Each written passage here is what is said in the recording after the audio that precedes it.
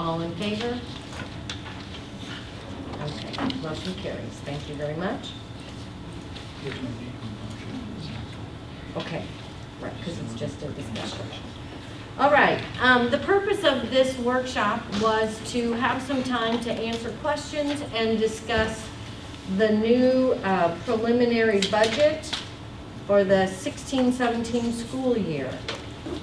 And I believe that Dr. Cornman and Ms. Ginge will probably be sharing information with you. And if you have questions, oh, that scared me. Feel free to ask them. That's the purpose of today. All right, first of all, on behalf of myself and the administrative team, we want to thank you for taking the opportunity to draft some questions regarding the budget. We welcome questions. In fact, we enjoy questions. And the main reason for that is, to us, it shows that you have an interest in what's going on. You want to obtain more factual knowledge, to be a better board member, and have better fiscal management of taxpayer dollars. So Mrs. Ginge and I, of course, would like to thank a lot of people. First, we had, as you're going to see here shortly, we have several handouts to pass out. A lot of people have helped us in the past 2 days get all this information together. I do want to say that as we welcome these questions, and we're going to cover all of them, we would like to go through these first 31 that we have listed. And if you have some other questions, jot them down, because it's going to take about 45 minutes to get through these first 31. And then we'll come back, answer questions. And the reason we would like that format is your question might get answered as we go through the other 31 questions. And in the interest of transparency, we want our community to hear and to know the things we're talking about. So we're recording this, and we're going to put it out there as I apologize to the community because some folks can't be here at 4 o'clock, and we totally understand that. But due to impending time off for several of our administrators, we needed to get it done tonight rather than waiting on next week. All right, so with that being said, I want to talk to you just a little bit about, before we get started, on what's called predictive modeling. When school budgets are developed, they're a lot different than your budget at home. You know at home, for the most part, how much money you're going to be bringing in. And therefore, you can budget, whether it be various revenues or insurances or savings, how you want to put your money away or what bills you need to pay. With school budgets, we're predicting where we're going to be a year from now. And several factors go into that, whether it's attendance, whether it is, used to be free textbook money, but it's gone. Now you have Prop C, which is sales tax. You have gaming monies. You can't predict, but we use our best estimates of where we think we're going to be. And since 2005, I guess, right, Mrs. Ginge has put these budget books together this way. And we are more than happy to put anything in here that you want. That's not a problem for us. As you see tonight, the things we're going to hand you, we can put it in this book if that's where you want it to be. We would appreciate, and I know Mrs. Ginge would appreciate, if we know ahead of time what you're looking for, we can get this to you. Like I said, we stopped a lot of progress the past 2 days with folks so we could get things printed and pulled and everybody pitched in. So for me as superintendent, I do not want you walking out of here having a question that you didn't get answered, because it looks like we're failing to answer your questions. So with that being said, we utilize site-based management when it comes to budgeting. There are 2 types of budgeting when it comes to school finance. You have zero-based and you have site-based. Zero-based means you do not give any money to the building principals to run their respective buildings. They come to you and let you know how much they need. But for several years, way before I arrived, we give money and allocate those to our building professionals and allow them to run their buildings as they see fit. That's why they give us a narrative. And building on into that, we also try to incorporate for you into the budget some informational items that you might need beneficial. For example, we put the school calendar in there. Well, is the school calendar a budget item? Well, one could say yes, because you get paid based on the number of student attendance days, so kind of. However, that's not the solely way that the school district receives their revenue. It gets paid on what's called weighting. Weighting is factors figured into the cost of educating kids. So you have frivolous lunch kids, you have special needs kids that all produce a weighting of average daily attendance. But we also include in there who our school board is, that's important, followed by our CSIP plan. And this kind of leads into the first question. Do you know that the entire CSIP plan is not in there? And the answer is yes, we do.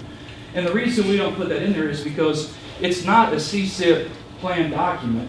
But what we want you to see is that we are keeping in the forefront of our mind when it comes to budgeting how we as a district are going to focus on certain goals, and those goals are driving your budget. So yes, we do know that that is in there. Next, I'll go ahead and let Mrs. Ginge talk about item number 2. Sure. Each building is not provided with a specific format. I didn't want to tell them how they had to provide their narrative. I felt like in whatever form that they felt it was most representative, that they could provide that narrative to me. If we want to move forward and have a specific format for the buildings and departments, that's totally fine. We can absolutely do that. Regarding some of the missing pages, in the narratives, that was an error on my part. I had double-sided copies, and when I stuck them in the copier, they went single-sided. So the electronic version that you have on your computers does have all of it in there, because that was my master copy. So I apologize, that was just my error in doing that. What else? That's pretty much it on that one. The next item, spell checking it for grammatical. I go through my part that I provide in the budget, but I don't spell check what everyone else gives me, because I assume that when it's given to me, it's in a good format to put in that book. The next item, number 4, narratives for the following departments. Currently, during budget development time, we sit down and we have verbal discussions with all these departments. I make notes, I go through printouts of actual expenditures to date. I talk with them about what we see moving forward. For example, with food service, I talked to Kim about increase in price in food costs, whether it be, and I talked to her about the commodities, the milk price increase, all those types of things, along with if she is projecting an increase in what we're charging students. So, and for next year we are. So anyway, we sit down with the buildings and we go through all of those things. Doc and I do, and we can absolutely in the future get a message also from them to include in the book. It's totally fine. Number 5, the asset schedule. It's common practice with school districts that we don't have a formal asset schedule. We're cash basis. So we look at what happens from year to year to year. We can purchase a module with our accounting system where we can track assets, and that'll be another, we'll watch what goes on through the year, and then we'll have to go in and enter all the assets, probably with a straight line depreciation, even though we don't use depreciation. That doesn't even apply to us as a school district, but we can absolutely purchase a module, I think fairly inexpensively, that will track capitalizable assets within our accounting system. The next item, depreciation schedule. We don't track our assets, so we don't calculate depreciation, except on school buses. And that list is maintained with DESE through the reporting system that we do every year with the annual Secretary of the Board's report. So that is on DESE's website. If that is something that you would like to see in the book, I have no problem. That's not a big deal at all for me to compile that. It's pretty much already in that format the way it is. Number 7, who's responsible for inventory schedules for building and department? Our tech department keeps inventory schedules on things like copiers, all the computers, obviously. Trying to think of what other, security cameras, all those big tech items. Books. Yeah, iPads. Chromebooks. Oh, good. You're here. iPads. And then as far as the buildings go, the teachers are supposed to have a checkout list, I think, where they count all their desks and all those things like that. So part of the Library- checkout list, they had an inventory Right, the that they building also checkout. submitted at the building Right. level. Libraries keep track of all of their books and textbooks. All those. Did I cover all that? Yes.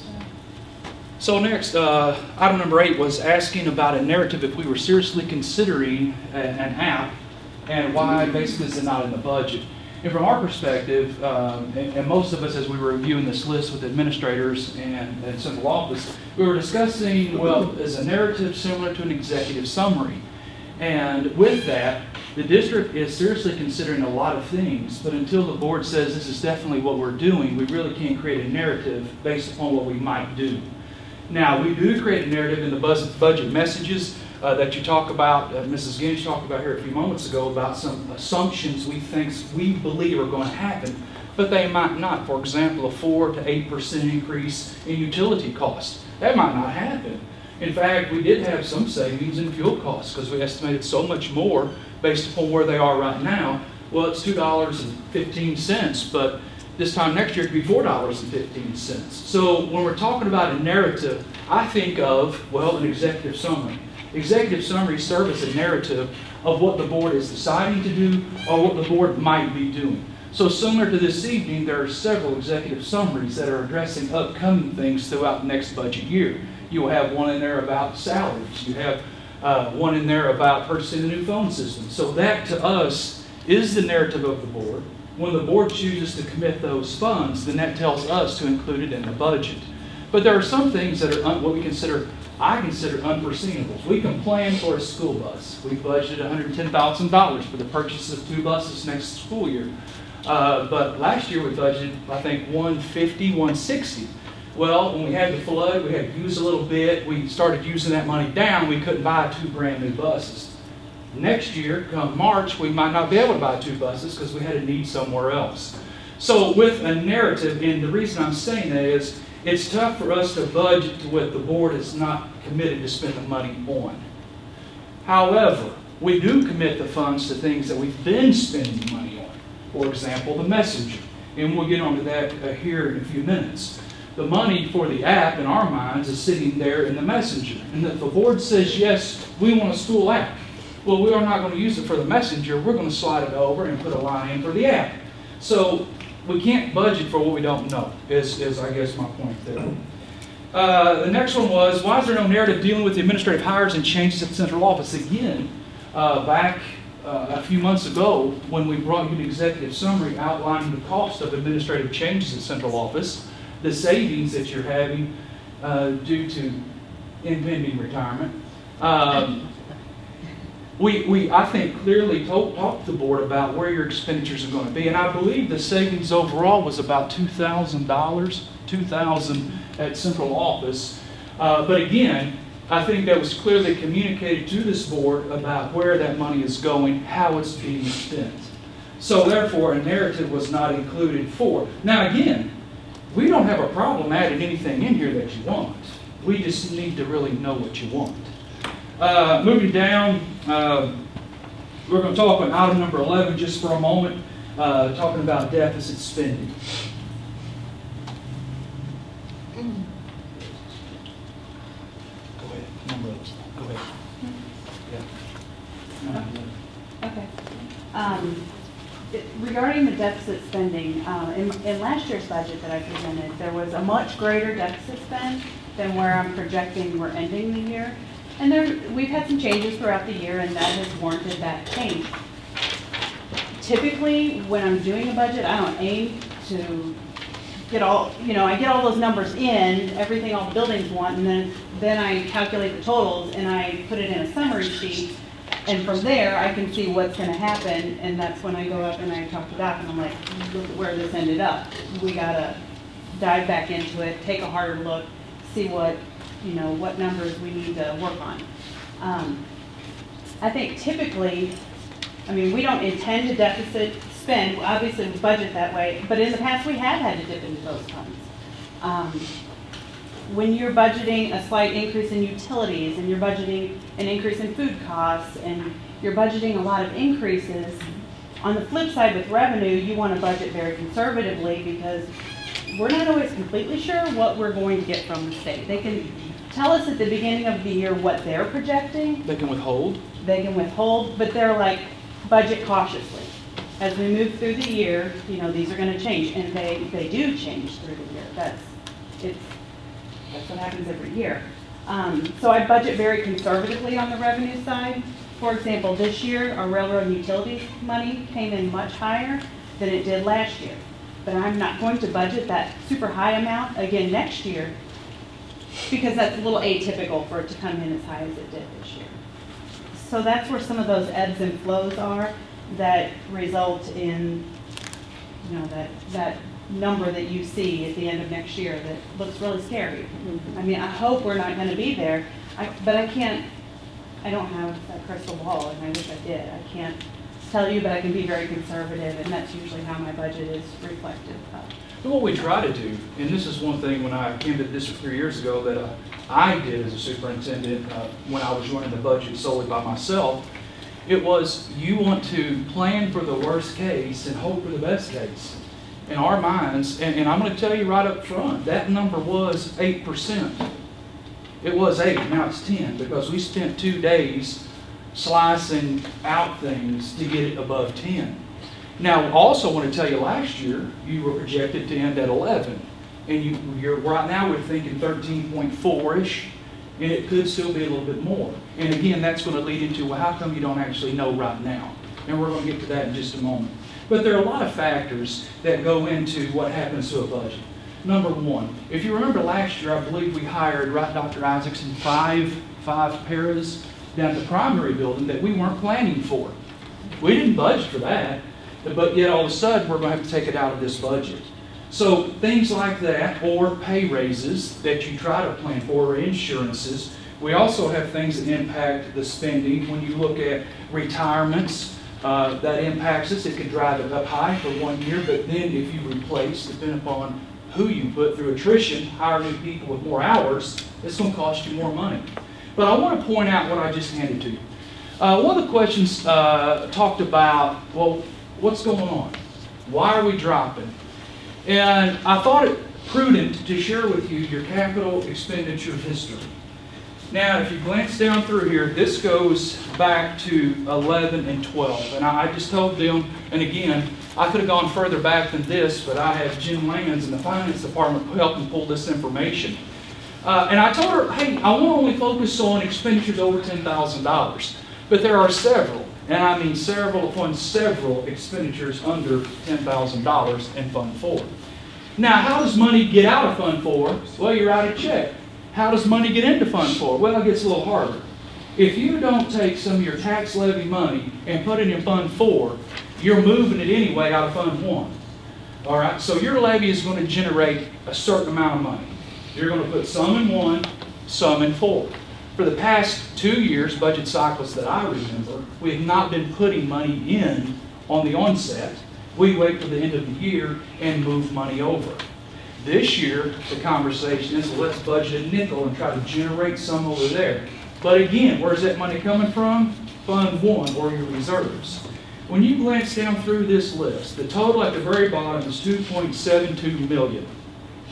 Since 2011 and 12, you spent $2.7 million on capital projects. Now again, that's amounts over $10,000. This number is higher, but this is the information I can get to you tonight. Now what does that mean? Well, if you're taking it out of 1, your reserves, to pay for it, then your reserves are going to continue to go down. And as you look, we've had an increase. We've had an increase in need. If you go from the 11, 12, 12, 13, 13, 14 school year, you'll see in 13, 14, the expenditures were close to 11 and 12, right? They were pretty close. However, we've had huge needs since then, and you can see what they are. So I want to let you know when you're talking about what's going on with our reserves. And that's a big conversation with Mrs. Ginge and I, because you as a district, and I think the public appreciate the fact that you're being good stewards of their money, but you're spending your reserves to take care of things that a bond issue could take care of. And when you're doing that, you're lowering your reserves. All right, so that covers that question. Can I say one more Sure, thing? sure, go ahead, sure. Even if we levy in the capital fund, it's not like an additional levy. It's, Correct. you can levy this much plus your debt service, but you can levy, say, $4. You put a quarter over in the capital fund, that's just money you're not getting over here. It's not like we can New levy money. some additional amount in the capital to generate. We still are limited to, what my spreadsheets with the state auditor run me through and say that we are available to levy in full. Let's talk just a minute about the Hancock Amendment. One of the huge questions we've gotten from the gallery, from our patrons, is, well, why are you rolling money back? Why are you rolling money back? That's money you could be spending and using. They don't realize that rolling back is the debt service levy. And that's the issue. They see you thinking, well, you could be capturing more money, but all that's going to do is go pay your bonds back. It can't be used in any other fund. So rolling that back is paying off immediate obligations. And I guess in 2012 and 13-14, the district had put up enough reserves, you were able to pay off some bonds early. Those of you that are on the board during that time, like, well, Mr. Lewis, who isn't able to be with us tonight.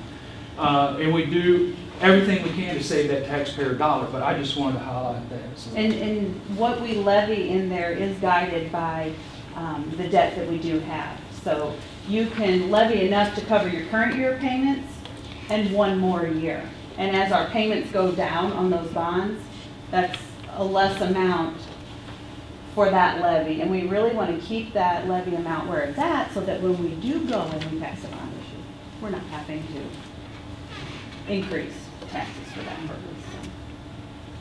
That's correct. So if you pay them off too fast and you're not eligible to go for a bond, then you got to raise taxes to get the money back. That's why you pay it off according to your schedule. It's different than your home loan. The faster you pay it off, the less you owe. The way bonds work is when you pay them down so much, or after so many years, you can refinance for a lower rate, save more money without extending your debt obligation by years. So there's several things that happen with that. All right, our next question, I believe is question number 12. Number 12, okay. The overall comparison for the projected budget to last year's, those numbers are all in the books. So they are just in the forefront of the sections tabbed revenue. I have a summary and 4-year comparison for revenue overall, all funds, and then I break it down by each fund, and then the same goes for expenditures. That same information is in there. Number 13, there's a question and then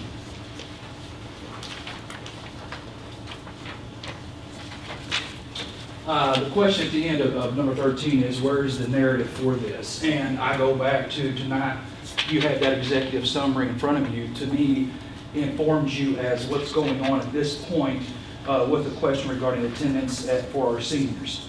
So you want to follow up? Yeah, and I guess for me, in my past as an auditor, this word fraud is like very scary. Fraud implies intent. That is in the definition of fraud. It implies intent. And I think to use that word is to say something malicious was done or something bad that someone actually intended to do. And I don't think that's an accurate representation of this matter, because I don't strongly feel that that intent was not present for that matter in particular. And I can tell you this, if the Department of Elementary and Secondary Education thought so, we'd be having a different conversation, because I've already talked to them 3 times. And it's one of those, when a school district does something that we probably should have done that. Or wow, we should have done something different. They give you what's called a corrective action plan. And you write it, whether it be for special ed or federal programs, whatever that might be. Or MCF 5, hey, you need to fix this, you need to work on that. We write a corrective action plan, we list how we're going to address the issue and make sure it doesn't happen again. So that's kind of what we're doing through that executive summary you have in front of you this evening, and I plan on giving you more information through that in greater detail here in a few minutes. All right, item number 14 talks about the messenger and the cost of the messenger to the district. So we want to talk just a little bit about that, and Again, we see how do you justify the cost of school app if we can't show it's a trade-off with the measurement. So we're passing around to you, and I'm sorry about all the trees, but again, we want you to be informed as we work through this. We've given you the total, and we want to quickly point out that this does not include the cost of people. This is only the printing and the mailing fees and not the stipend. And the reason for that in our mind is if we continue with the app, I mean, we might want to continue with what we consider the reporters at those buildings to assist with information in that app. So we left those costs out, and you can see in front of you the historical costs of the app, and it's $10,000, $14,000, and $12,000 respectively. We did talk about continuing with at least one messenger in the fall of the welcome back, school supply lists, things of that nature. But yet, we also want to give this to you so you can have it for review. The next question is, what is the reason for, and this is number 15, what is the reason for the budget reflecting a $30,000 decrease in teacher retirement contributions? And that's a very great question. And I appreciate, I don't know who wrote it, but I appreciate the fact that you spent time to look through that. And it's a simple answer. Your insurance changed. Because what it's costing you per employee this year is less than what it cost you last year. We pay retirement costs on that insurance rate that goes to employees. So if it's less, you're going to have a savings to employees. And we had, because of how our insurance is structured this year, we have to hold back a reserve, which we might spend out.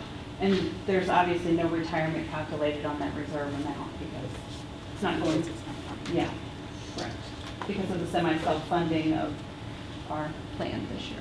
And for items number 16 and I believe items number 25, which we will get to shortly, Dr. Isaacson has some information he is going to share with you. And this question is about salary trends, and we were a little confused when we got to this next one.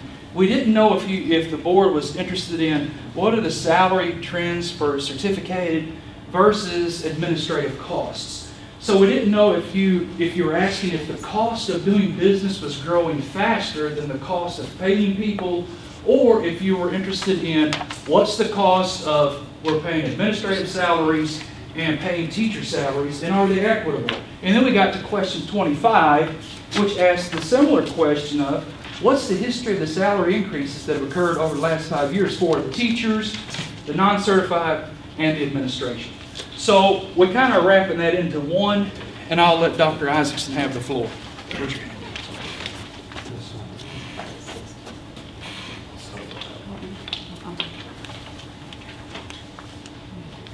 What Dr. Corman is handing out to you is an 8-year comparison of teacher and administrator salaries. And underneath this document is the 16-17 salary schedule for administrators. We have a salary schedule for all of our certified administrators in the district. We haven't had one for some of our professional staff, as well as our classified directors, which I have presented to you tonight to make it more equitable.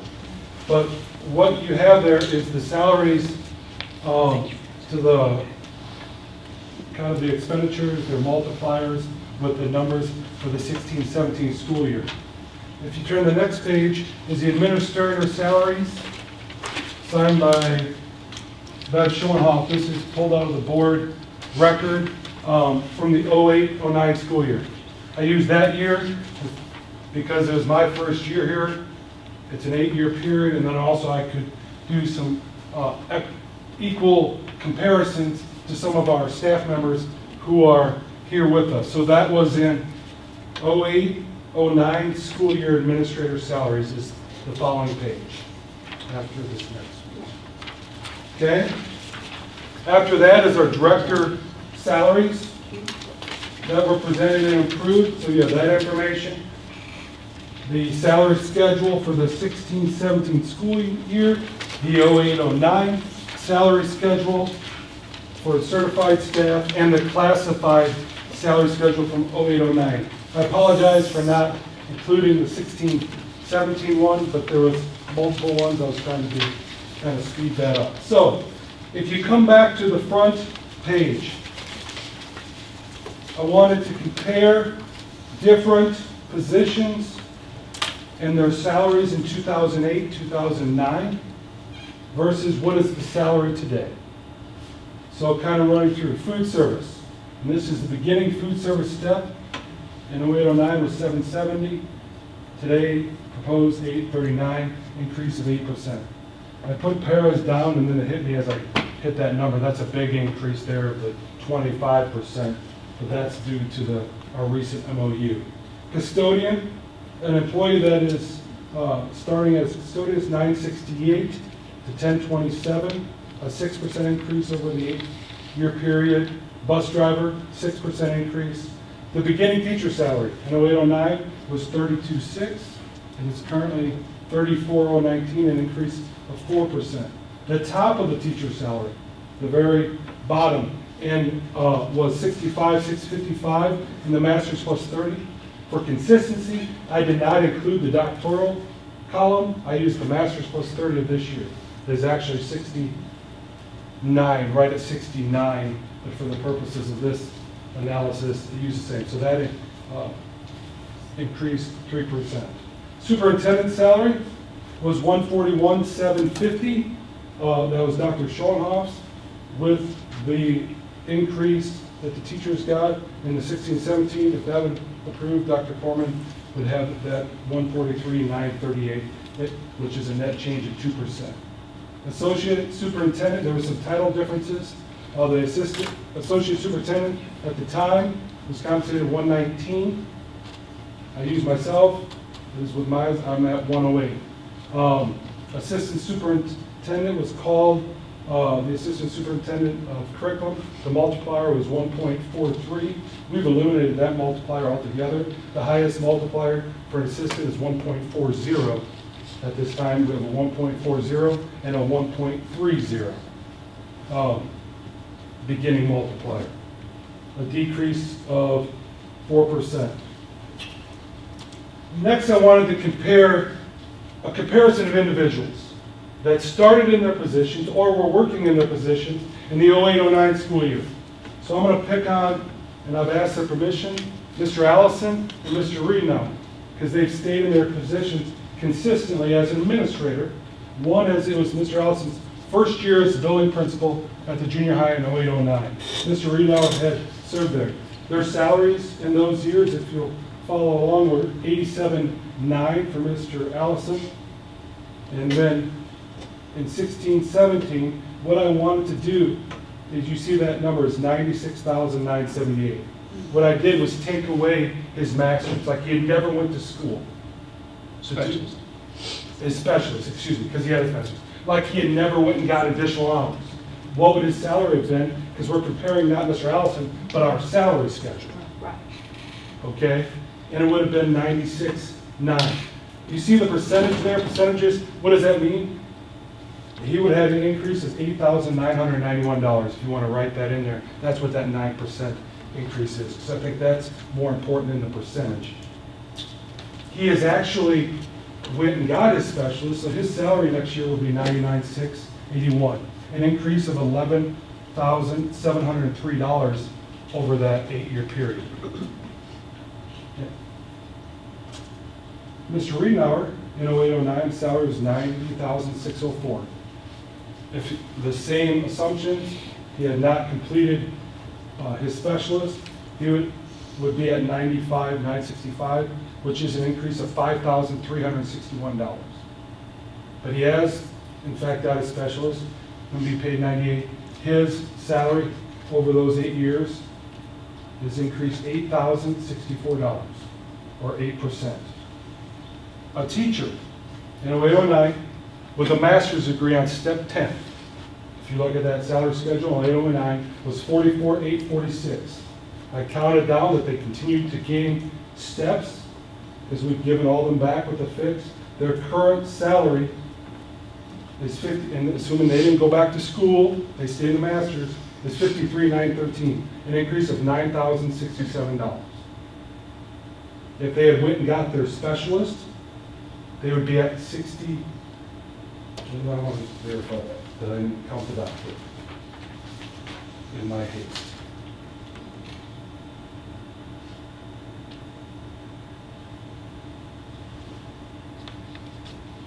I called that a doctor.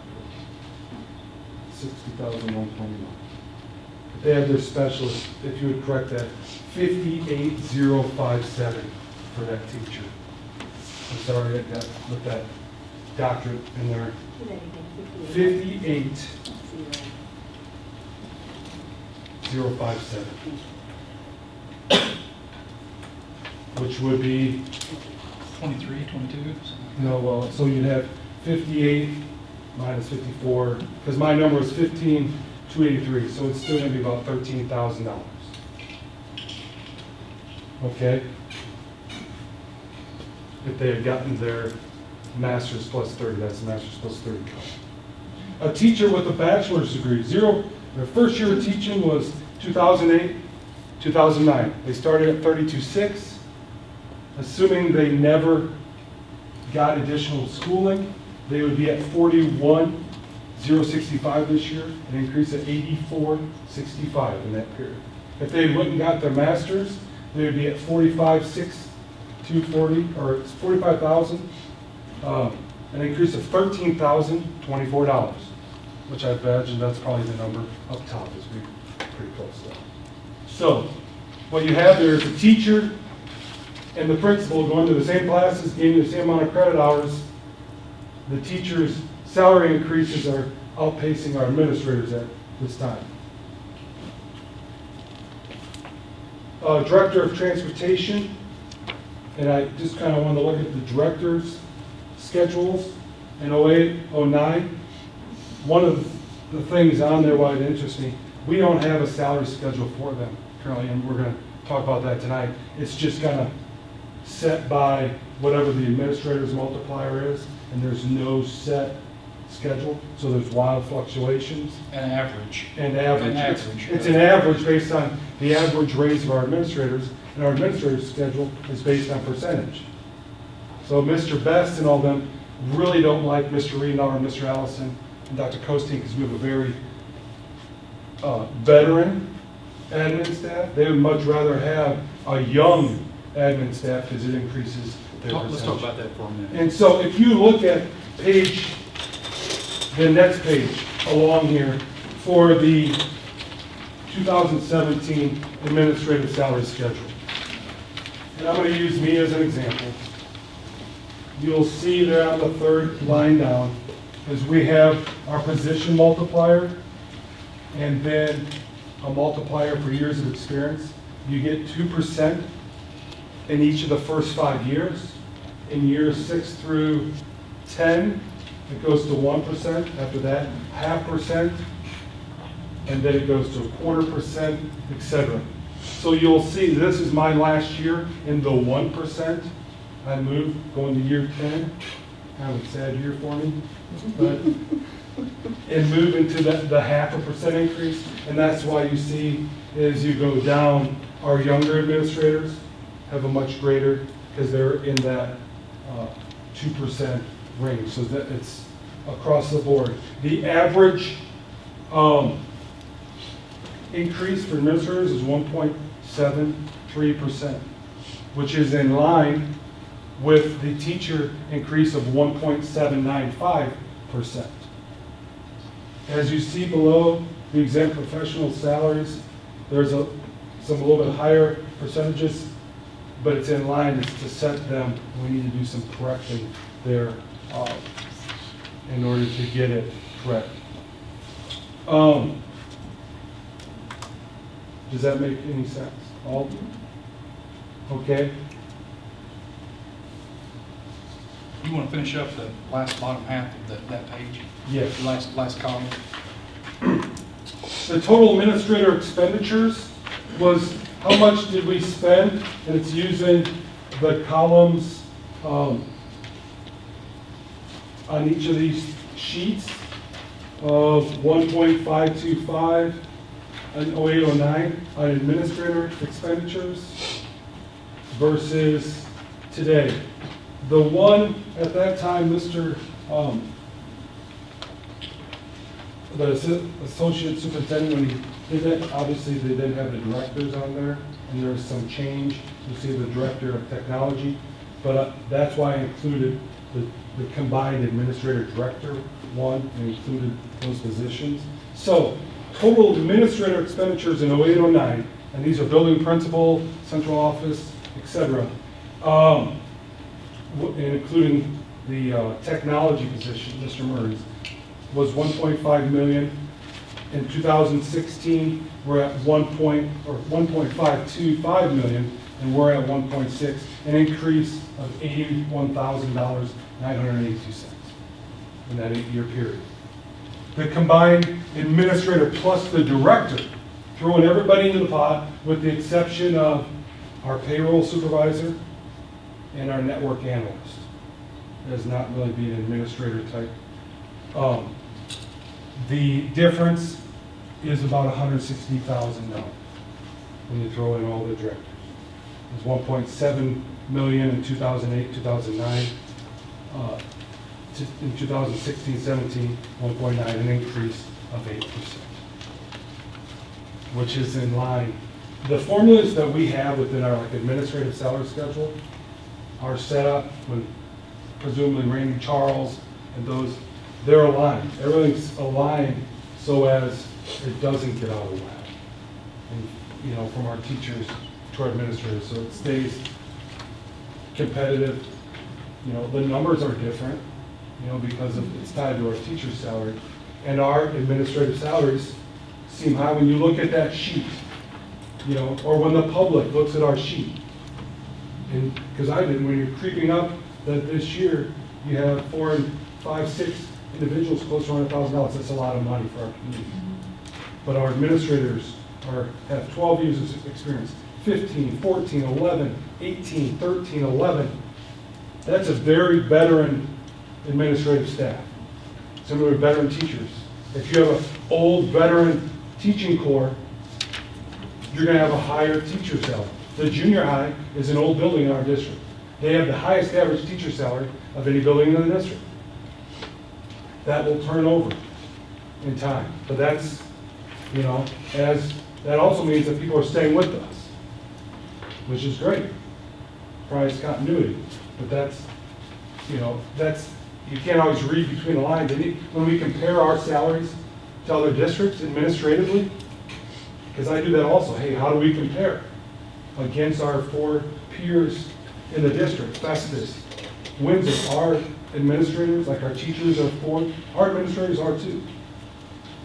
In most every category, except when there's been a new turnover. But even in the case of some new principals, a new principal in different districts come in at a higher rate than ours who have been here already. And that's the same for central office in those positions. So can we ask questions now? I just have a quick question. As the experience continues, the factor goes down. Goes down. Is that due to the salary level so that it doesn't get out of whack? I think so. At the end. Some, but you have young administrators that just finished their degrees and they're Right. starting and they're paying that off, paying it back, and you're trying to retain quality candidates on the front end, but yet your back end is not as competitive, which is similar to most salary schedules. You Well, want to get the yes. front end high so you can get people here, but then they leave year 10 because you don't have it padded down low, whereas we're, I think, kind of reverse of that. The more you work here, 39 to 69 of what you could achieve, it's pretty competitive. Now, is it competitive with Festus and Arnold, those districts? Well, we don't have that tax base, and I know we talk that to death, and I don't want to beat a dead horse, sorry for the pun, but yes, we try to encourage people to come, those young administrators. And they do. We've all stayed. Right. And that's where I think to attract the candidates, I can speak for me personally. When I came from Fox, and I got a $4,000 or $5,000 raise to go from a teacher to a principal. And that's that 2%, just because you're going competing salary schedules when we're trying to draw in talent. And I'm assuming, I haven't been able to sit down with Mr. Charles or whoever developed that, but that was the rationale of the gentleman when they put that together. A couple of things too. At 10-year, kind of looking at some average raises for this year. Because you can look at percentages through there, but what are actual dollars in people's pockets? The average, a teacher, 10-year teacher with a master's degree, when you have their step plus your raise, is approximately, well, it's $1,429. A counselor who has extended days is actually going to make over that. Our average raise for our classified staff this year, assuming things are approved, is $1,148. That's the average. Some are higher, some are lower, but that includes the part-time food service who are working 3 hours a day, which brings that number down. And then you can compare that with the average administrator, true dollars of what each person is getting. The newer administrators are getting a higher raise than, I guess, the teachers, but that's because of where they're at. Some get higher, some get less, but the average is sitting there. A 10-year, it's still in my hand. Stop. This year is a 10-year historical movement and increases of the last 10 years. So this goes back to 05 of what was done with the salary schedule.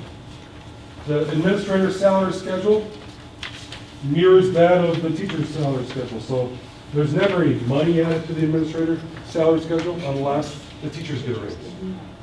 And the administrators don't get a step unless the teachers get a step. And so the fixed some administrators. If they were frozen, then they went down 2 steps, etc. But so you can see kind of the history. In 07, 08, and 06, they were adding a lot of money to the salary schedule during that period of time. But I went back and looked at the records, it was in the mid-20s prior to that. They were trying to do some correcting to get it competitive. So I saw in that 07, 08, Mr. Mudd's notes were like, try to get to 33.5, and that was in 08, 09. And we just got, that was our salary schedule last year. So you can kind of see the history of the salary schedule.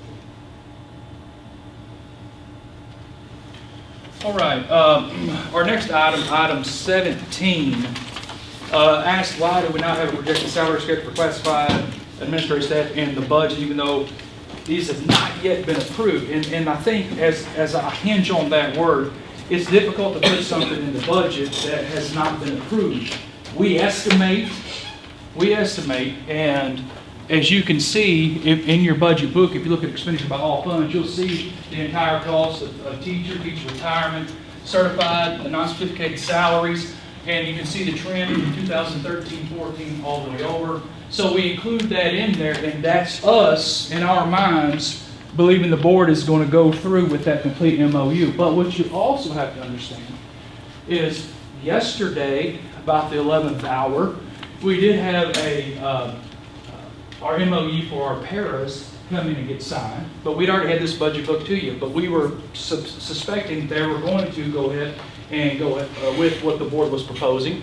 And also our nurses, that MOU is yet to be signed because one is touring Ireland or Scotland, and she's not back yet. So good for her, but for us it's tough to put something in your book and send it to you before you approve it, but yet give you time and our staff time. Now, however, we don't mind doing that.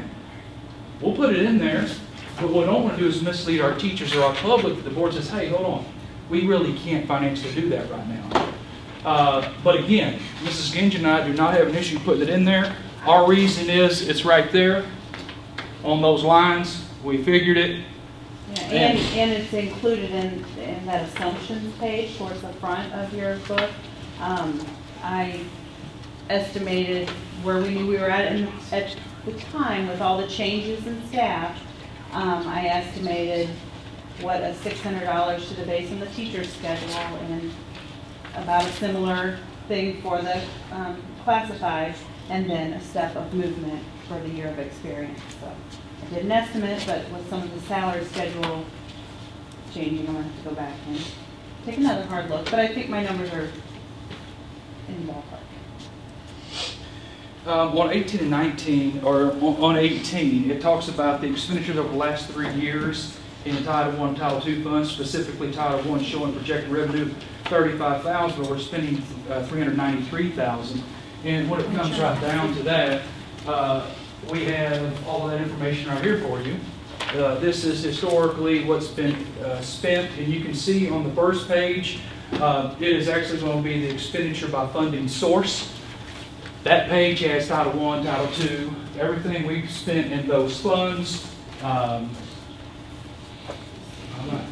that's 3 years, so it's 3 years. Yes, it's 3 years of data. Okay, I'm just trying to. So you might go one, come back around, come back around. The question is, hey, how come we're budgeting 350 but 393 is what we're spending? How come we're doing that? Well, we have carryover. We have some money that's getting brought over, therefore it's increasing what's in there. They like for you to spend basically last year's money before you spend this year's money.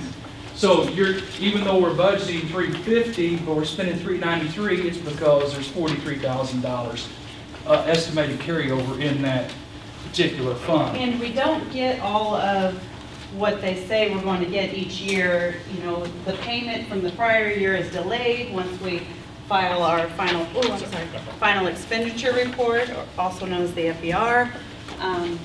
Then we'll get the remainder of our money from the prior year, and then we try and estimate what expenses we're going to have through June to submit for reimbursement so we can get that money before we close out our budget year. So it's kind of a balance when you're trying. And that's why you're seeing FERs, but 15, 16 is not in there.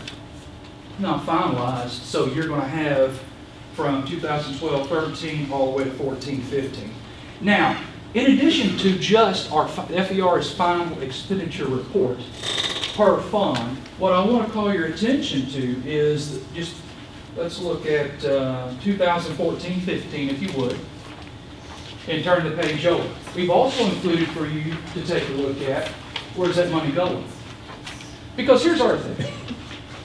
Everybody needs to understand that for us, we want you to know we'll give you anything you want. We're not going to hide anything. It doesn't pay to hide stuff. We're not the district up north. I don't like being compared with the district up north on 55 Highway because this is Hillsboro. And our administrative team, to be quite honest, we get offended by the fact that people want to say, hey, what's going on? Y'all are being shady. That's fuzzy math, as Mrs. Ginge and I call it. That's fuzzy math. Folks, the numbers are the numbers. We'll show you anything you want to see. And in this, you're going to see, hey, supplemental instruction, what is that? Okay, professional development, school choice, some of this is zeros, like early childhood education, non-public service, program costs, subtotals. So you're going to see certificated salaries, you're going to see employee benefits, purchase service, materials and supplies. So you can see how that's spent and how that's actually budgeted. And I'm going to tell you, if as a federal programs person, you want what that bottom line to equal the line of your allocation. That's what you try to do. Then you have things that what are called set-asides. There's so much in federal programs that if you don't do it, you don't know what to do. You have to set aside money for homeless kids. You budget money for set-asides. Non-public participation. We go to the non-publics and talk to them about, hey, here's non-public participation. We're setting money for you. After so many years, it kind of rolls back, but that's another story of itself. So this is just us trying to keep you informed with regard to question number 17 and number 18. All right, so I guess we'll move on to number 19. On the supplemental instruction, it says certificated salaries. How many people, roughly? What is that? Title Title That one. Title I. That would be 5. 5? Yeah, it was 5 full-time when we had the 2 part-time that counted as 1, but we still had 5. Okay.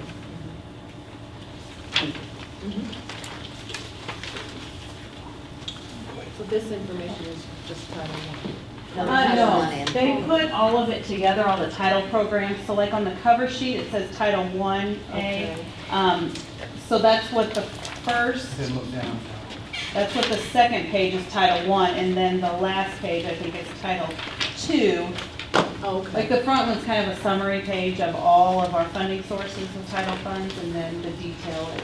Okay. And that's kind of how it's presented on that e-pay screen. Carries over collection. All right, so our next question that is, And the revenue history is in the book. This is expenditure. The revenue history you can see by program in that overview that's right in front of the revenue section. I have each program and the history, and that varies for the same reason. We had a lot of carryover at one time in some of the different programs that we spent, and we got reimbursed for. Some of them dwindling, so the revenue is reflective of that. number 19. Oh, number 19. Regarding the assessed valuation and the tax rate distribution, that was not included in my budget message. However, that information is in the detail under your expenditure revenue page. Sorry, I'm getting confused. Behind all the colorful sheets, when you get in, and behind the graph, when you get into the detail, the line item, when it's drilled down, the spreadsheet looking thing, it's up there, it's right across the top. So you see right here, tax levy data. And Mrs. Ginch put in your unadjusted levy, your adjusted levy, all this information here is. And then what you're bringing in current taxes. A lot of that is formula driven within the Is that at the spreadsheet. very beginning, Kelly? It is on that After, expenditure. okay, you said after the colorful After the sheet, abs- like. Yeah, right there. That one, that's right across. Oh, no, that's expenses. It's under revenue, but it's the same thing under the revenue, because that's how that. Okay, is revenue after the different tax? Page 53. My book. Oh, we can refine that for you, definitely. We should have brought an extra. Okay, found it. Found revenue. Okay.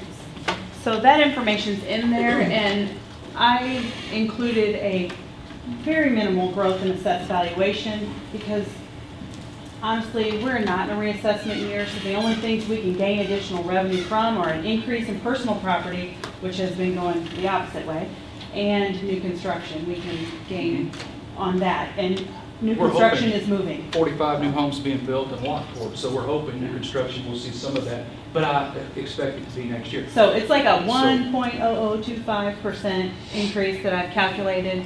And then you can see how I changed the levy. I ran those calculations through the state auditor calculator, which is usually a pretty good indicator. However, they do revise prior year numbers and send that to me, so it can change.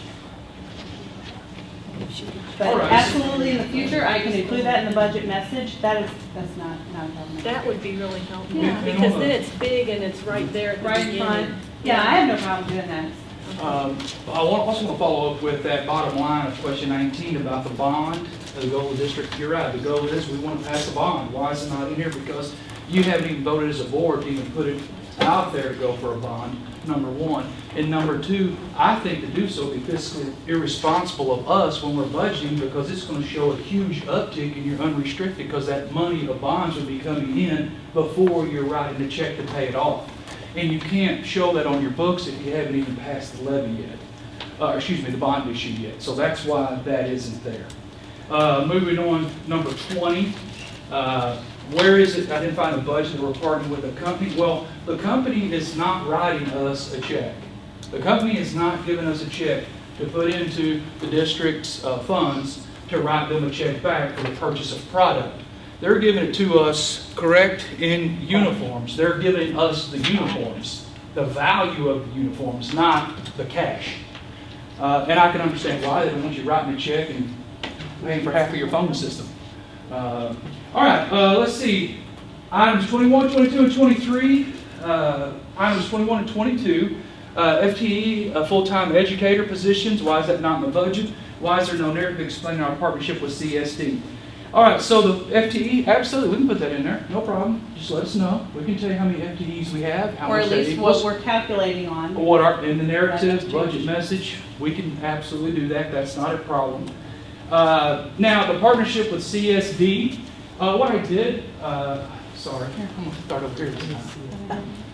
Yeah, that way we don't have to. I didn't know What I did was I actually contacted CSD, and you have what's called their value statement in front of you and an email, because I wanted all the information in one spot to give you and show you, in essence, they figure what the service is worth on the open market, what a school that was not a member of CSD would pay for the service, and then actually how much our fees are for the year. So you see from 12-13 and 13-14, the statement's a little different in 14-15, but they have estimated the value, what they would charge a non-member, or what you would pay for those services for.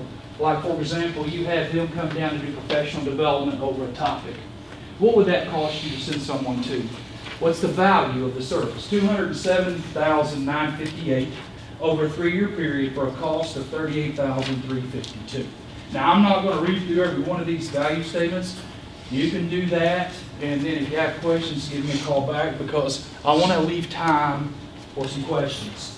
Now, again, this is not Aaron's figuring of the value. This is Ed Plus, and I also want to say, from my belief, if you're selling a product, you're going to say it's at a premium. So please keep that in mind. So this is the purchasing. This is what we paid them. Yes. Right, So- okay. And what we got for that Oh, money. it's The member price is what we pay. Yes. Yeah, And what I want to clarify, that's not buying paper. No, that's for not the that's for savings from the thing that purchase. is listed right here, like It's for the items listed. for the TOPS training, we would pay $0. It's not. This is Just marketing the services service. provided to Hillsboro. That's That's the people that see, that's what the member price would be and what the open market value price would be, and what the difference is. Everyone see that? If you like open up to a page that says Learning Services Provided to Hillsboro, you will see the CSD Fall Conferences, one I'm looking at, in 2003. Member price is $30, what they charge the open market is $45, 3 people went. Member price $90, the market value $135, you save $45. So you can glance through there at those years and kind of see how they figured that expenditure. All right, oh wait, I think I have something from you.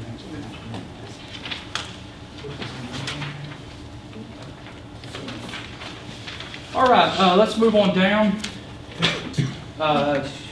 Shouldn't expenditures be actual at this point? That's a great question. You want to I answer wish that one? they were. I wish they were.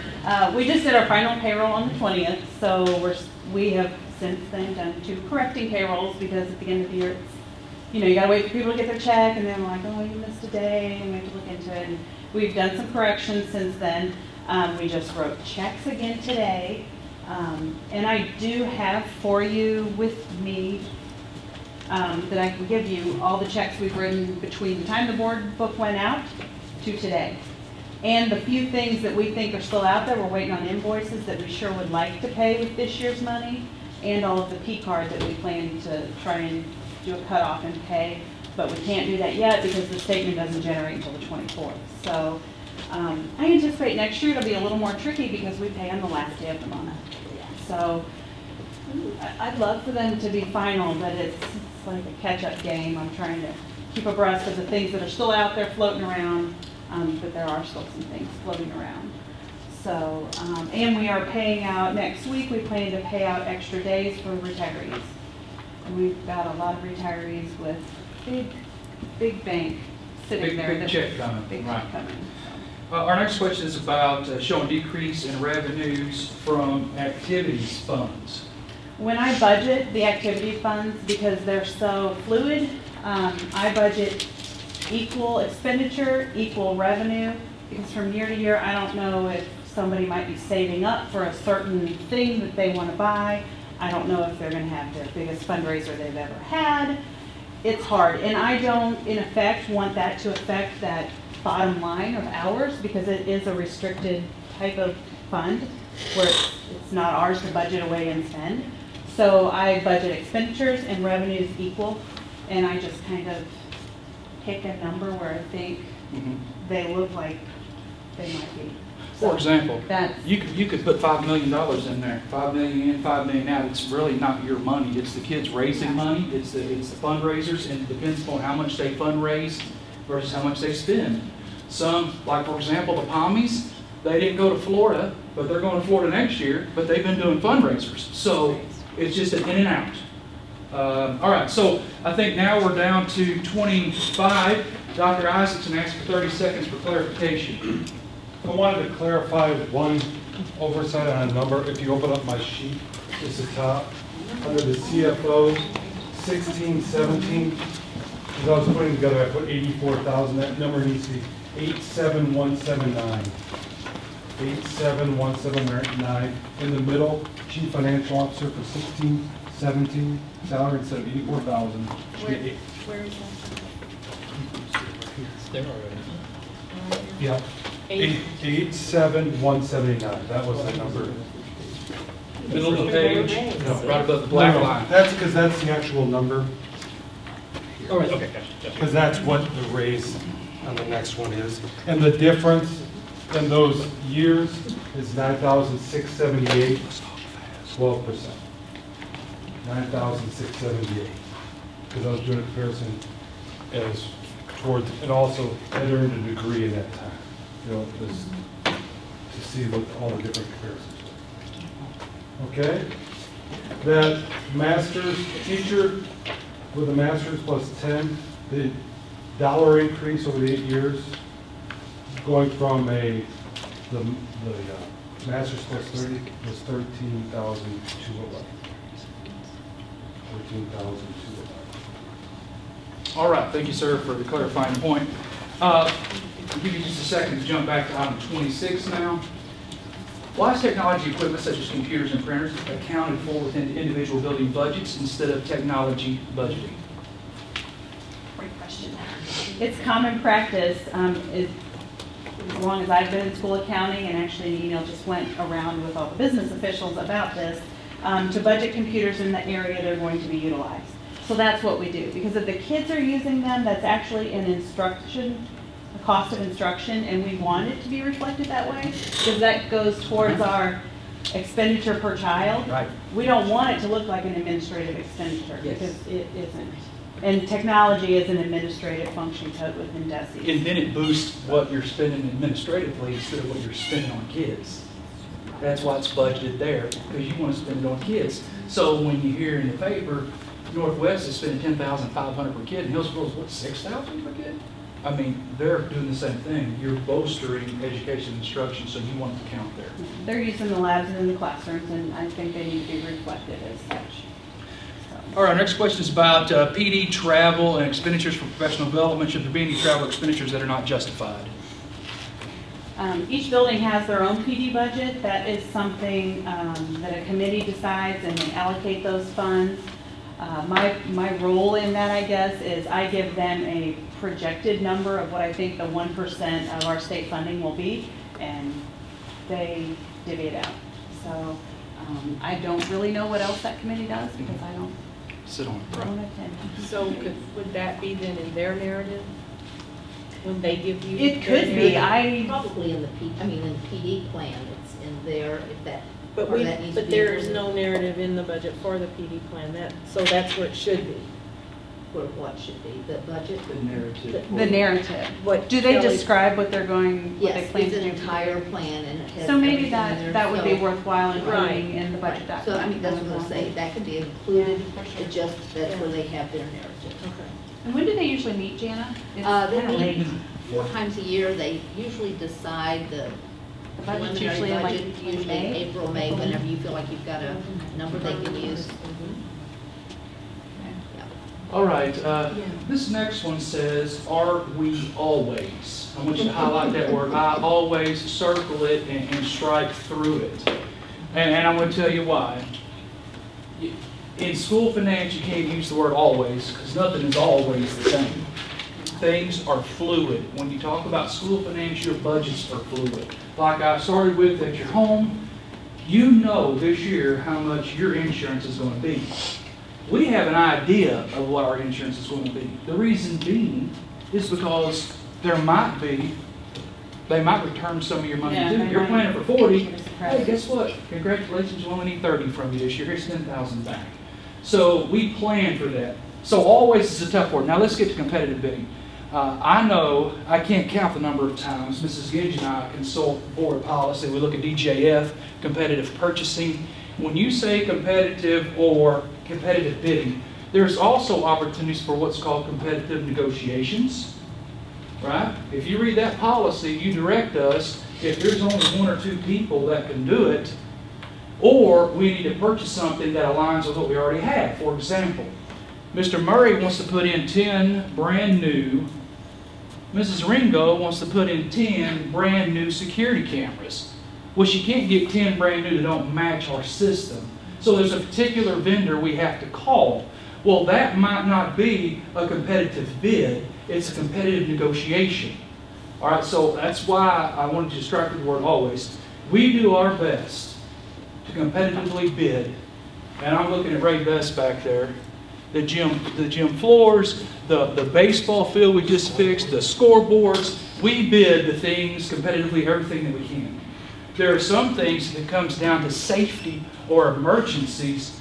It doesn't say you have to competitively bid, but you will call multiple vendors. So with that, we do everything we can to competitively bid. And can I add Sure, something go to ahead. that? Another big expense that we have, as you know, is textbooks.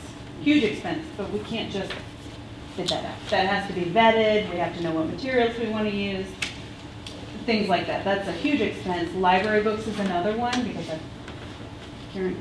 Mrs. Husky let me know about that one. I'm like, hey, you have to bid these out. And she's like, hey, we can't, because they do the coding, they, I guess, do whatever the library book needs to do to put it on that shelf. So they provide a service along with the purchase of the books. And that made sense to me that we needed to be consistent with the system that we were using. So, and it was a great explanation. I didn't understand because I'm not sitting in her chair. Yeah, it's not my wheelhouse. All right, item 29, as board members, we need detailed descriptions of the line item expenditures for the Board of Education and Central Office. Well, here they are. We will hand those out to you. You're going to see various things on here, and this kind of goes into item number 30 of the Superintendent's Office, Central Office, and do we need a narrative explaining this? So I'll let Mrs. Ginge talk about the detailed budget expenditures and go also into item number 30. When I went down and created this list, basically what I did was looked at my little notes that I had on each little cell in my Excel spreadsheet, and it was pretty quick for me to pull this together. Some of these categories, and I did kind of try and go line by line with how the budget is. If you look in the book under that function code, which is like the 2310 that's behind Board of Education Services, or the 2321 behind Superintendent's Office. Some of them are very self-explanatory: audit fees, legal expenses, liability insurance. A few of those I felt needed a little further description of what types of items we're paying for within those categories. So hopefully this list is inclusive and gives you an idea of the types of things that we're spending that money on.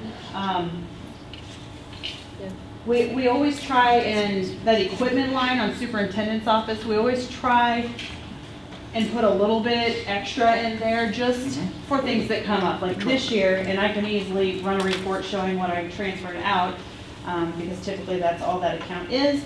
Like when Mr. Best needed to buy a truck and he needed to buy a snowplow, things that weren't included in this budget before, but we had a vague idea we might need to do. When the board says, do we have the money in the budget, and you hear us say, probably, we'll have to go find it. And that's what that means. We have it in there, we just have to pull it and put it in that line for you, and it would be a budget amendment. So kind of like, oh, go ahead. I was gonna say that would be really helpful, because when I was looking through like the board expenditures, I think it was supplies, $35,000, and There was 3,500 in there, I just Yes. remember that. Okay, or number. 30, well, but. There was it the a- early retirement incentive plan was on one of the lines. Well, but I did, I thought, well, whatever the number was, 64,000, I don't Let's take a look. remember. Yeah, it But might have been I'm professional thinking to services. myself, is that Yes. MSBA dues? It is for other professional For other. services, You're right. 64,000. Right, and I'm thinking Ed to Plus. myself, is that MSBA dues and what, And it would just have helped to know that that's what that was. Right. To be honest with you, that biggest chunk is the Ed Plus membership fees. Is the what? Ed Plus, CSD. Oh, Which CSD, is Ed okay, Plus. so that, you Yeah. know. Yeah, because that's you- the biggest chunk of that. Right, otherwise I'm thinking, are we eating that much food at the board meetings? You know? No. Yeah. And you know, the one includes, advertising expenses. Anytime we send something to the newspaper to be advertised, whether it be our tax levy, whether it be our financial statements that we're required to post, or if, like, when we Yeah, board other. put bids in the Board paper, other, that's, 35,000. yeah, that. Board other was 35? Yes. Right, and those Yeah. two numbers, just, I thought, golly, what are we doing, you know, what is Right. that? Right. So- That kind of goes down into Yeah, this next so- one of the superintendent's office. Why are the expenditures in the superintendent's office greater than every other building? Yeah, I mean, you can see exactly what, But if you're paying for the paper for the whole district, Right. that's not the whole district.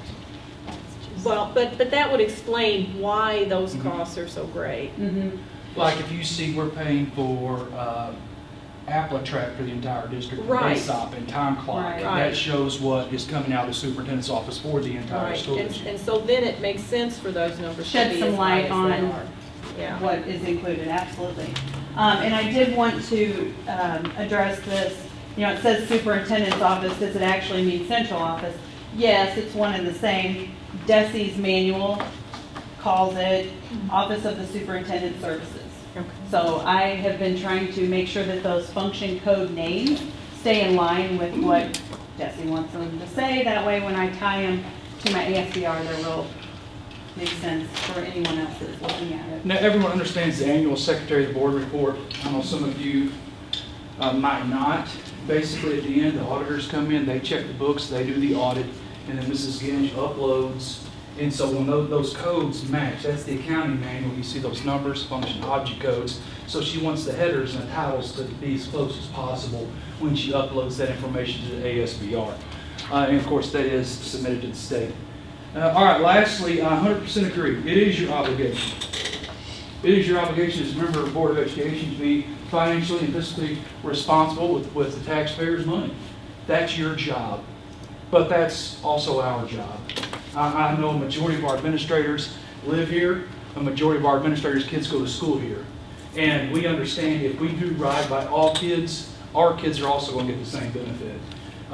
We try to do the best we can to budget in a way to where we can be fiscally responsible without being irresponsible. So I appreciate the questions. Now we've got about 35 minutes, so please feel free.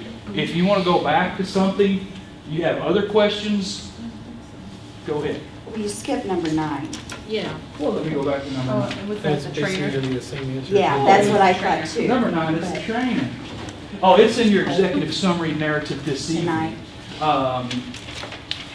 And again, we don't know if that's the direction the board wants to go, if they want the trainer. And so, again, I consider that narrative to be that executive summary. And when the board says, yes, we're going to do that, do you want us to come back and say, okay, you agreed to do this? And in a narrative, I guess, is a question. I don't know how y'all want us to do it. So, number 9 is going to be talked about this evening. Let's see, I realize that you can only put in here what you're given, I do realize that. But like on the descriptions at the beginning that each building gave, it would really, I think it would really look a lot more professional. Is this a public document? I mean, I think it would really look a lot better if they all were in the same It would, format. and What format did Honestly, you a like? lot What of- The format one did the I board liked the like best this? was Dr. Costan's. All right, so next time, everyone will make theirs look like Dr. Costan's. so you don't want any, she had a table, I think, in Yeah, hers. I mean, that was very, you could see exactly where she predicted everything was Everybody gonna else go. could be sitting dark. Good job, Mr. Allison, but I got a you had Well, that. we didn't get your graph. We didn't see that till now. That was on the slide we didn't get, remember? But it's in you, if you looked at it electronically. That's it's too there. much to look at electronically. Yeah, So, Well, but, you know, that, That is not a problem. We will all have the same exact format. I can tell you that I just learned tonight, so I'm so sorry. I thought you got our individual budgets. So No. mine is actually a summation. Well, because that's just line item, I Right, mean, I that's got you, there. but I thought this went with it, so because we turn this into Kelly and then we turn in our summaries, so Right. that makes perfect sense to me. And the summaries are fairly new, we've only been doing those for 2-3 Yeah. years, yeah. That's That was just something I felt- thought would help show how it tied to the curriculum. I read in our policies that there's board members, and, you know, there's a whole group that contribute to the preliminary budget. Who were the board members, who was on it this I year? think I was invited invited. everybody, but we don't have a committee. We have the audit committee. Right. I think we probably should No, have we a meet- finance committee. We that have a budget encompasses all of meeting. it. We have a budget meeting, is what we Right. call it, and we invite some board members in. I I was, think I I invited was whoever was invited on and the I audit didn't committee. And then we have teachers, we have some And I have a list of secretaries, staff. all of the building. Because we were audit committee. Secretary ones, we bring in, all, I shouldn't say all. I send an email Oh, out to yeah, we open it district. up, we open it up as a Can district. you ask any of our teachers to want to be there? Yeah, I send an email out district-wide and I say, if you want to be on a committee, and I list the different, the building committees, athletics, central office, if you want to be on a committee, let me know, give me your first and second choice, because we don't want too many people on all the same Right. committee. And usually it's people from that building that will sit with their building administrator and they talk about how they're going to spend their money, and the librarians usually take care of their portion of the budget page, so. Well, just as help to, when I read it, frankly, those 4 descriptions, those narrative descriptions are way helpful. And when you get into all the charts and that little bitty type, it's really It's easy to get hard lost. to. And I'm a numbers person, so that's kind of So- how I, I think if we had I'll more write that. descriptions in the budget, like for, Mr. Bess and, for the department. right, for all the departments, that would help, like. And some of them gave me information, so I don't want to slight what they did, but everything that, like Mr. Best gave me, was in a chart, and I could have put it in there, but I had it bulleted out in that front part, so I thought, well, it's Well, kind yes, of. but also, but- Mr. Best gave out those red folders, or folders to you about our expenditures this year. Right, Mr. Best, didn't we go over that? When I think it was in May, we talked about what we're spending at the end of the year, where we're looking at next year, but I agree for a It needs public. to be in one place, and the budget is the place to put it, I think. You know what I mean? So we don't have multiples to have to go through and search. Right. It's not what I'm used to, but that's okay, absolutely, we can make this look, or It, create like it we're, however we want. like in transportation, if we are gonna anticipate buying 2 buses, just in the, like this year, we think we need to buy 2 buses, or, doesn't mean we have to, but it means we're considering it, Right. In the assumption. Yeah, I did put that in the assumptions, but, that's okay, we can. Okay. For me, I like looking at it that way, and that's just my personal preference. Right. I will do whatever your preference is. We'll look at the assumptions over there. Well, they're right there in the front, right? Yeah, well, he's going, Mr. Allison's going to the front for me. And I just try and do some of the I highlights. can't see that from here. It should be, yeah, right. There you Oh, go. that's There you go. expenditures, okay. Budget assumptions through revenue. No, that was it, though. Okay, There's revenues and expenditures both. Just the general assumptions that I made when I built. So here when I you went see through this our process. local tax collection rate, the state revenue, Prop C revenue, and again, this is us using our Okay, I best don't see anything in estimates. here about buses. I see the bus garage Down. roof, but, Expenditures. Should be. I think it might have been the last Right next to the bus. potential bus Where? purchase. Potential bus purchase, 110,000. where? Towards the bottom. Oh, potential, okay. Right under it. So again, if the board as a whole says this is what we want it to look like, that's what we'll make it look like. I just think that the building principles, that was easy to follow. And they would probably love it if they had a format. Because when I said, hey, you know, narrative, they're like, That was, what do you and it would want? just be nice to have that for, Yeah. this is for everybody else, I think. Something that we can easily follow. And, Just and like like- when you look at the executive summaries in the board package, it's always in the same format. That makes sense. right. And it's just like the information that Dr. Isaacson gave tonight was really beneficial to me. I mean, And you are pretty much said it, this is not my wheelhouse. I mean, when I stepped over into this spot, wow. And I thank you very much, because this is the first time that, I mean, I have shot questions to you. John Stewart, when he was on the board, I shot questions to him. He was like, oh no, Petrie's calling me again. But this is the first A work time. session, something like this is a I good thing. think I that think so. every And that's what year. we talked about, if that we would every have year had we Like- do this that. before that would have been great. If, I mean, even like in May. Yeah. So we I have, could try. so but we I- can have time to I'm really, digest like- all of It- this. I'm we can- working It will frantically probably be, to try. the second week of June at the earliest. Well, it says in our policy, June 1st is when we're supposed to get the preliminary budget. Okay? Oh, okay. So and that gives us a month to digest and tweak and whatever. Mhm. You know, It that it could won't work. be as accurate as it will Very be helpful. this time, but Right. we can come But, back and give but you it that. doesn't, you know, again, if we're gonna be doing estimates, what's the difference in doing it June 1st and June 17th when we actually got, you know what I mean? Well, because when you finalize those MOUs, you know Right. exact. Exactly, Right now we're guessing. but we could be making predictions on June 1st. Sure. And that is not an issue for us. We can make it happen. And Some maybe if things you don't have change, some of this, some but will. not all of it, would that, I mean, Right, yeah. some of it, you know, I just, It'll I just work be a work frantically in to get process. this. I mean, aren't we? Yeah, Right. we can A adjust, lot of and this aren't we I, working on throughout the year? Yes.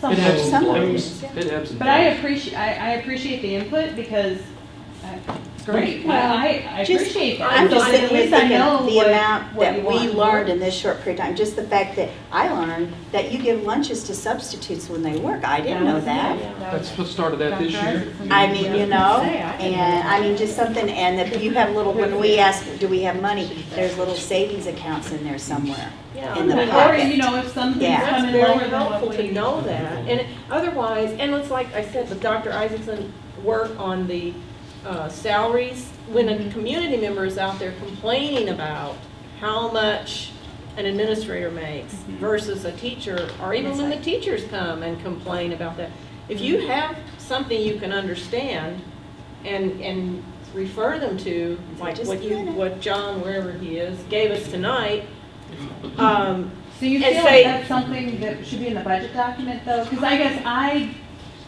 I don't think we have to go back to 2008 and 7, you know, to put that in the document, or but maybe just a percentage of increases or yeah, something like that. yeah, Okay. because then it's so much easier to defend what we're doing. Mhm. That's fine. And, You know your people. right, I Explain mean, it to others. I think it, maybe because you're a numbers person, And John is. because I know as a science teacher, I would automatically assume that my kids were getting all about the mold Mhm. concept, and they didn't always, you know? Maybe that's, you know, a lot of people are not numbers people, Right. and they're not gonna quote automatically get this stuff. Yeah, no, and And, you know, so You're like, willing I'm to- like Mrs. Petrie said, what we heard and learned tonight was extremely helpful to good, I'm me, glad. very beneficial. And it clarified a lot. And I think that if this is a public document, that clarification needs to be in there. And, Well, this is our preliminary. We get that hammered Right. out come September, October. I can We can put this stuff put in some of there. that stuff in there, and then, If you want to see that. oh, I then do, we I can want to put see in it. there. I really do want to see it, because that, I think, will clarify for our patrons. And it makes everything a lot more transparent. yeah, not a So, problem. From our perspective, here, folks, we will do anything you want, but we can't hit a moving target. If we know, we'll get it to you. So I appreciate the questions. but I honestly feel like this is the first time we've been able to tell you what we want. I Well, mean, maybe that let's we, open those communication you lines know, and we we can, had that because opportunity. we're more than willing to do that. Oh, yeah, I love And- input. Mr. Reednar has a question. So, to Would you like us to redo our Yes. commentary Yes. in that format? Yes. Yes. Callista can probably share that And- document. I want you to send, but you don't get her money. She's already got the framework, so just give it to her. And we also want to send that out to the directors as well. And then she wants a full, another Consistency is secretary to important. help. I don't know who can answer this, I don't know who to direct, probably Mr. Murray if he's here, but on some of the initial papers that you gave out, I saw costs for bill computer, bill computer, bill computer. Are we really building computers? Why? Why aren't we just getting them whole, already built? Because sometimes for Mr. Murray, it was cheaper to build to his specifications than to That purchase probably changed. to a specification. But, you know, I think with a different technology director, they might see things A differently. little differently. Because where were we getting the parts from? Oh, we might Amazon? order from Green Egg, we might order from Amazon, we might order Our own from, and build the computer when it arrives. Yep. Because that, to me, I'm not a technology person, but Well, there's a lot of time that goes into that. Yeah. And, you know, and for me, if I want a kid to have a computer, I don't want to wait to build it, I want to get it here and get it in their hands. So, There is a cost difference. there is a cost I can difference. to tell you, build it I yourself. just ordered a server for my office, and I could have bought one that was already made. My IT guy is making one for about $1,200 less. He's building it for me. 1,200 less. There could be significant savings if you build it yourself, but it just depends on what you want. But there's a difference with a business and with 3,500 kids. Yeah. And I get that, Yeah, but we're- it wasn't all the time, but, you know, he did build quite a few. Well, he tried to save. He did, and hey, you know, he really Absolutely saved. Mr. Murray was higher than bark on a tree, he was very frugal. We promise we'll give you more than 2 days notice. Thank you. That's okay. I saw your cars that are late and early, so Yeah. thank you for This was a lot of work, pulling this off. and I appreciate it. So my next question would be, when can we see the new and improved version? Can we see it before September? I mean, at least. Well, I honestly, I don't know that it's prudent to do it before we set our levy, because we won't, you know, Board of Equalization doesn't meet till the end of August, so we don't get our final numbers until after the county gets us that, after the Board of Equalization meets, so, you know, our levy has to be set by October 1st. So honestly, in my mind, it would be closer to October probably. Because Well, it's. now in the new, I'll call it the new and improved version, you're gonna, like for the board and the superintendent's office, you're gonna put this information in there, right? Most certainly. Like in a narrative? Or Well, you just either want- that or just even that. you could even just put it in those lines, you know, like in the chart even, instead of using the word like Are you other, limited on characters, though? you know. Yes. And she's limited on characters. Depends, yeah. We can put it in either with the assumptions or with the narrative of the building principles. I mean. Okay. that's- Because I kind of have all my accounts labeled like Desi has. Okay. Just to stay And I just think that, again, that when you're, you know. Then you this know. real- Yeah, And the yeah. accounting manual tells you, when you look up that code, what expenditure you can put in board services other, what that actually means. Right, And that's the accounting manual, which you don't have. Right. But it is online with DESI, you can look it up if you want to search through there and say, okay, what can be spent in here? That's, And I will tell you, it varies a It lot does. between financial officers and philosophy. Mhm. Right. I try and stay pretty close, or I call Desi if I don't know. okay. other questions? We're kind of, we only have about 15 minutes till the next section, correct? So we could take a break? If there are no other, I'd like to sit down No. You're going to tap dance? Okay, so do we need a motion then, please? Just a motion to adjourn. Thank you. So did you say second? We need a second, Eric? Any discussion? Okay, show of hands, willing to adjourn? No. Okay. Thank you. Back.